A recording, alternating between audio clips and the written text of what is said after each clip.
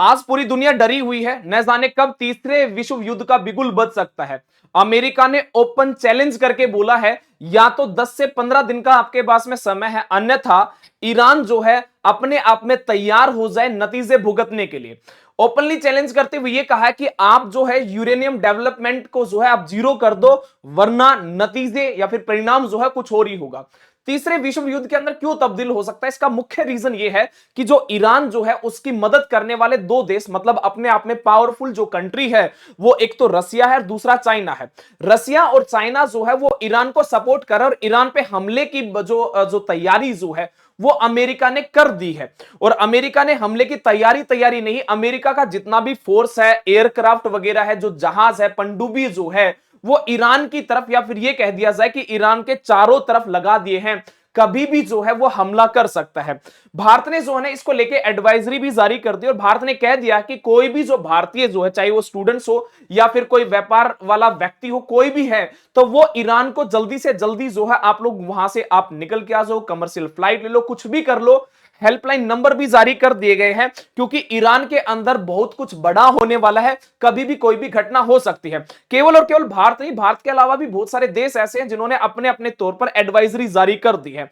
एक बार रूपरेखा को समझ लेते हैं और किस प्रकार तीसरे विश्व युद्ध का बिगुल बज सकता है या फिर बजने वाला ही है, उसके ऊपर एक बार चर्चा कर लेते हैं।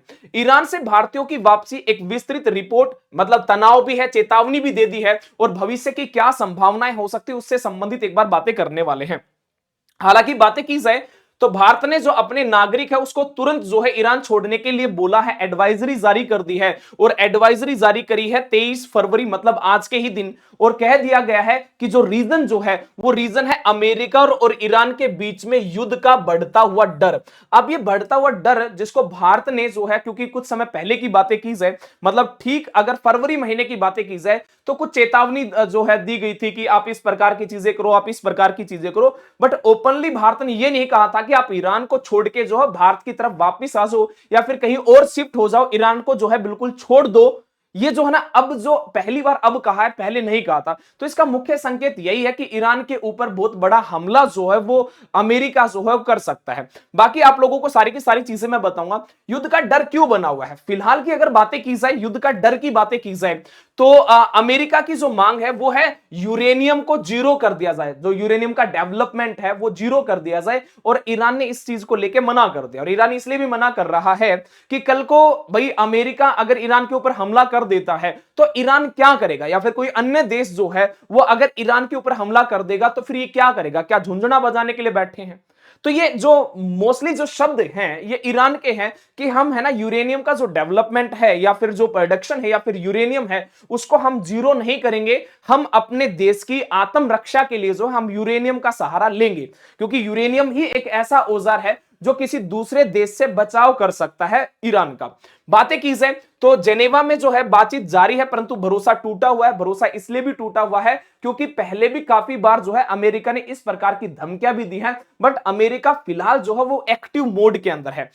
ये अपने आप में एक निराली बात है और निराली बात यह है कि जो पेंटागन पिज्जा इंडेक्स जो है, पेंटागन मतलब अगर हम बातें करें वाशिंगटन डीसी की बातें की जाए तो उसमें ना पिज्जा ऑर्डर के अंदर भारी उछाल आया है। देखने वाली बात यह है कि पिज्जा ऑर्डर से एक युद्ध का जो है, युद्ध की आहट का कैसे पता लगाया जा सकता है। तो इसका मेन रीजन यह है, केवल पहली बार ऐसा नहीं हुआ है। अगर बातें की जाए ना, कोल्ड वॉर की बातें की जाए तो कोल्ड वॉर में भी कुछ ऐसा ही हुआ था कि जो है ना पहले से ही जो है जो पिज्जा इंडेक्स जो है उसका पिज्जा वाला जो चीजें हैं वो निरंतरता से उसकी डिलीवरी रेट बहुत ही ज्यादा बढ़ गया था। उसका मेन रीजन ये था कि ऑफिस के अंदर लोग काम कर रहे थे और काम करने के तौर पे है ना वहां पे पिज्जा का ऑर्डर ज्यादा कर रहे थे। यही चीजें फिलहाल की बातें की जाए तो वाशिंगटन डीसी में चली हुई है। पिज्जा का जो रेट है फिर ग्राफ है वो धीरे धीरे की बातें की जाए, यहां तक कि 20 फरवरी, 21 फरवरी, 23 फरवरी की बातें की जाए तो इसके अंदर बहुत ही ज्यादा बढ़ोतरी देखी गई। तो इसका तात्पर्य यह है कि वाशिंगटन डीसी के अंदर, मतलब अमेरिका के अंदर जो सिपाही वगैरह या फिर ये कह दिया जाए अधिकारी वगैरह जो है वो निरंतरता से काम कर रहे हैं और वो काम कर रहे हैं ईरान के ऊपर जो है हमला करने की तैयारी को लेकर। तो अमेरिकी सैन्य अधिकारी रात भर काम कर रहे हैं जो बड़े हमले का संकेत दे रहा है। यह संकेत जो है पिज्जा वाला संकेत ही जो है वो कोल्ड वॉर से भी लिया गया है। इस बात को भी आपको समझना होगा। अगर हम इतिहास की बातें करें तो पिछले 47 साल की बातें की जाए तो 1980 और 88 में भी टैंकर युद्ध हुआ था। दूसरी बातें अगर 2003 की भी बातें की जाए तो अमेरिकी आक्रमण देखने की स्थिति आई थी। 2019 की बातें की जाए तो सऊदी अरामको तेल डिपो पर भी हमले हुए थे। जनवरी 2026 की भी बातें की जाए जो कि आज के दिन ईरान के लिए एक बहुत ही बड़ा ट्रेजेडी वाली चीजें बनी हुई है। ईरान के अंदर भी एक प्रकार से गृह युद्ध चला हुआ है। वहां की जो जेनजी जो है वो जो अपनी सरकार है उसके विरोध में काम कर रहे हैं। तो कहीं ना कहीं एक तो अमेरिका जो है उसके निरंतरता से हमले की जो डरावनी धमकियां हैं वो मान के चलो, दूसरा ईरान जो है आंतरिक तौर पर भी जो है वो टूटा हुआ है। तो इन चीजों को देखते हुए जो है अमेरिका कभी भी जो है इसके ऊपर जो है हमला कर सकता है। बाकी अगर हम बातें करें पिछले 2 महीने की बातें की जाए, अगर जनवरी और फरवरी की बातें की जाए तो 5 जनवरी को भारत ने पहली बार एडवाइजरी जारी की थी, बट ये नहीं कहा था कि आप पूर्णतः खाली कर दो, जल्दी जल्दी से जो है भारत की तरफ लौट के आ जाओ। 14 जनवरी को सावधानी बरतने की बात कही गई थी। दूसरी बात यह है कि 21 और 22 फरवरी को जो तेहरान में छात्र जो हैं, जो तेहरान मतलब ईरान की जो राजधानी है, वहां पे छात्रों ने जो जेंजी जो बच्चे हैं उन्होंने प्रोटेस्ट करना स्टार्ट कर दिया। और प्रोटेस्ट करने का अब की बार इन्होंने निराला रुख अपनाया है। पहले तो क्या होता था कि अगर कोई किसी व्यक्ति की डेथ वगैरह हो जाती थी तो मातम छा जाता था, रोने का काम होता था। बट अब की बार जितनी मौतें हो रही हैं तो ये डंका बजा रहे हैं और है ना चिल्ला विल्ला के कुछ इस प्रकार से प्रोटेस्ट कर रहे हैं, जो कि जो ईरान की जो सरकार है उसकी एक प्रकार से बैकबोन को तोड़ने का काम किया जा रहा है। 23 फरवरी को भारत का मतलब आदेश आ चुका है कि ईरान को तुरंत प्रभाव से जो है छोड़ दो, क्योंकि आने वाला जो गुरुवार है, गुरुवार को जो है जिनेवा में परमाणु समझौते पर आखिरी बात होगी, आखिरी बातचीत होगी। ईरान इस बात को लेके अड़ा हुआ है कि हम यूरेनियम का जो प्रोडक्शन है, डेवलपमेंट है, उसको जीरो नहीं करेंगे, क्योंकि अल्टीमेटम दे रखा है। और ये चीजें दे किसने रखी है? अमेरिका ने दे रखी है। इसको सीधी सी चेतावनी ये दी थी, या तो आप समझौता करो वरना अंजाम भुगतो। 10 से 15 दिन का समय दिया गया था और गुरुवार इसका अंतिम डेट मान के चलो, अंतिम बार ये बातें करने वाले हैं। हालांकि नतीजा उसके अंदर भी कुछ नहीं निकलने वाला है। अगर नतीजा कुछ भी नहीं निकलता है तो फिर तीसरे विश्व युद्ध की तरफ ये समझ लो कि निरंतरता से आगे बढ़ने का काम किया जा रहा है। अगर अमेरिका की बातें की जाए तो नौसेना के अंदर जो नेवी के अंदर जो जहाज है जिसको समुद्र का राक्षस कहा जाता है, वो सभी के सभी जहाज जो है वो ईरान की तरफ उनके रुख मोड़ रखे हैं, या फिर ये कह दिया जाए कि उसके चारों तरफ जो उनको सेट कर रखा है, जिसमें यूएसएस आपका गेराल्ड आर फोर्ड है, इब्राहिम लिंकन जिसको दैत्य के नाम से भी जाना जाता है, बहुत ही सबसे ज्यादा खतरनाक माना जाता है, ये सभी के सभी वहां पे लगा दिए गए हैं। जॉर्डन और सऊदी अरब में F-35 और F-15 फाइटर जेट, ये वो जेट है जो कि चंद ही सेकंडों के अंदर जो है अपने टारगेट को नस्ते नाबूद कर सकते हैं। मतलब जो सबसे पावरफुल जो चीजें हैं वो इसकी फील्डिंग सेट कर रखी है अमेरिका ने ईरान की। ठीक है, दूसरी बात है गोला बारूद हो गया, सैन्य उपकरण हो गया, लगातार जो उसकी आवाजाही हो रखी है, ज्यादा से ज्यादा वहां पे चीजें पहुंचाने का काम कर रहा है। मतलब अमेरिका ने, या फिर ये कह दिया जाए डोनाल्ड ट्रंप जो है उसने पूर्णतः मूड बना रखा है कि अब जो है जो वर्ल्ड के नक्शे से जो है अब ईरान का जो है वो जो है मिटाना ही है। अगर ईरान पे अगर इस प्रकार की चीजें हो जाती हैं तो वैश्विक तौर पे देखा जाए तो क्या होने वाला है, उस चीजों के आधारित भी हम बातें करेंगे। वर्तमान स्थिति क्या है ईरान की? तो वर्तमान स्थिति यह है कि ईरान के तो सबसे बढ़िया जो संबंध है वो है रूस के साथ में। तो ईरान को जो सपोर्ट करने वाला वो रसिया, और रसिया ने क्या कर दिया, रसिया ने 500 मिलियन की जो है $500 मिलियन की जो है वो डील की है। इसके अंदर जो है आपके पास में वर्बा मिसाइल होगी, आपके पास में 2500 से ज्यादा मिसाइलें, 500 लॉन्च यूनिट हो गया, वो डिलीवरी हो चुकी है। और जितनी भी चीजों को डिलीवरी किया गया है उन सभी को क्या कर दिया, धरती के अंदर जो पहाड़ों के अंदर जो है उन्हें सुरंग बना रखी, सुरंग के अंदर जो है उन चीजों को सेट कर दिया, ताकि अगर हवाई हमले वगैरह होते हैं अमेरिका की तरफ से तो उन गुफाओं के अंदर जो ये जो सिस्टम सेट किया गया है उन चीजों को बचाया जा सके।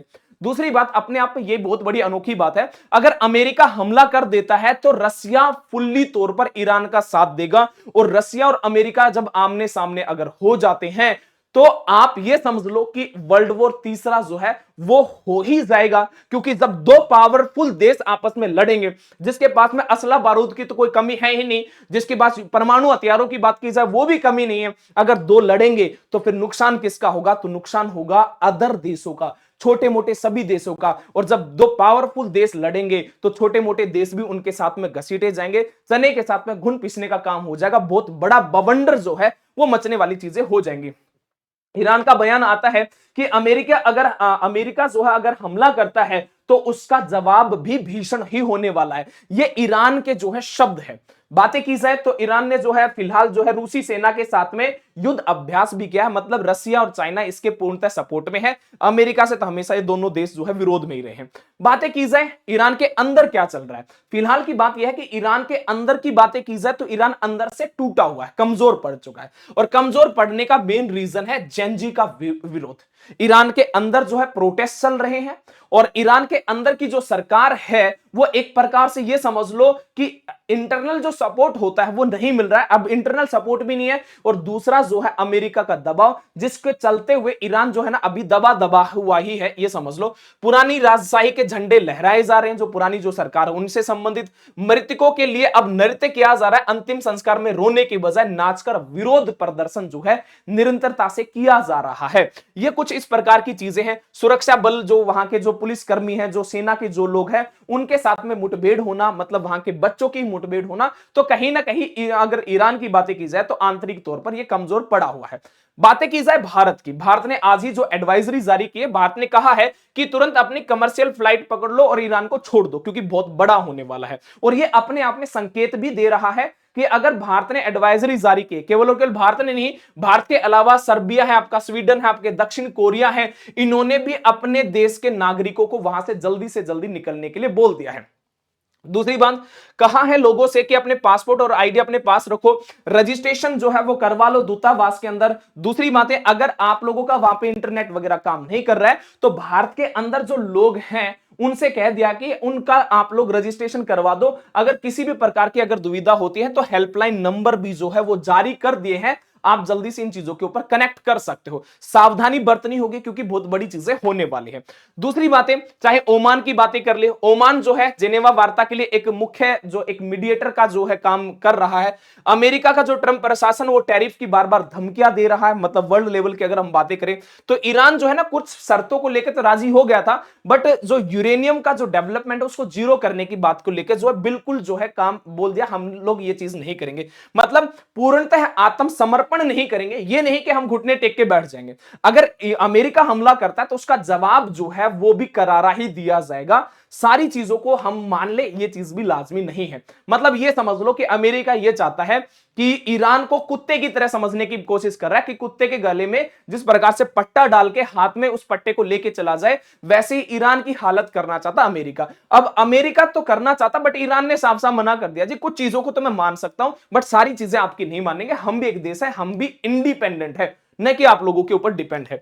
तो बहुत बड़ी चीज है आपने। दूसरी बात है, युद्ध के प्रभाव होने वाले क्या है।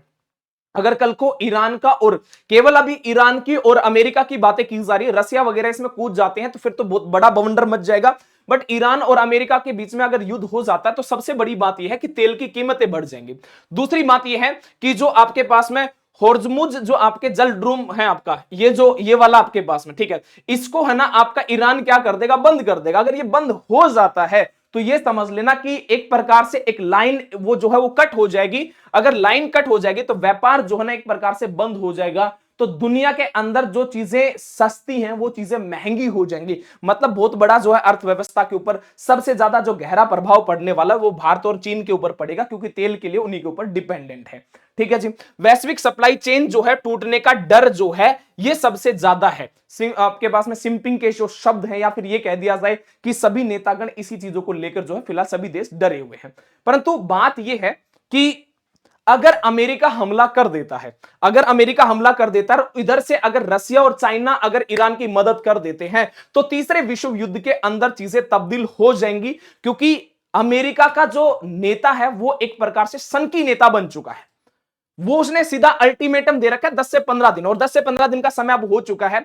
वो चाहता यही है कि ईरान जो है ना पूर्णतः से सरेंडर कर दे, ईरान से जैसा बोला जाए वैसा करे, अगर नहीं तो अंजाम भुगतने के लिए तैयार हो जाए। अब ईरान को सपोर्ट है आपका रसिया का और चाइना का, रसिया की आर्मी भी वहां पे है, तो जब दो महाशक्तियां लड़ेंगी तो अंजाम आप लोग भी जानने वाले हैं। बाकी इन चीजों से रिलेटेड जितनी भी अपडेट रहेंगी मैं आपको अपने इसी चैनल के ऊपर जो है एवरीडे प्रोवाइड करता रहूंगा। चैनल को आप लोग पहली बार आए हैं तो चैनल को लाइक, शेयर और सब्सक्राइब जरूर कर लेना। हर एक इंफॉर्मेशन को सही समय पर सटीकता के माध्यम से आप लोगों तक मैं पहुंचाऊंगा। बाकी आप लोगों की क्या राय है इसके ऊपर कमेंट बॉक्स में जरूर बताना। क्या अमेरिका जो है तीसरे विश्व युद्ध की तरफ में रुख मोड़ सकता है या फिर तीसरे विश्व युद्ध की तरफ में रुख कर सकता है? क्योंकि दो पावरफुल कंट्री एक जगह पे लड़ने वाली है, ये समझ लो, एक अमेरिका दूसरा रसिया। क्या अंजाम हो सकता है? कमेंट बॉक्स में अपने राय जरूर देना। जय हिंद, जय भारत।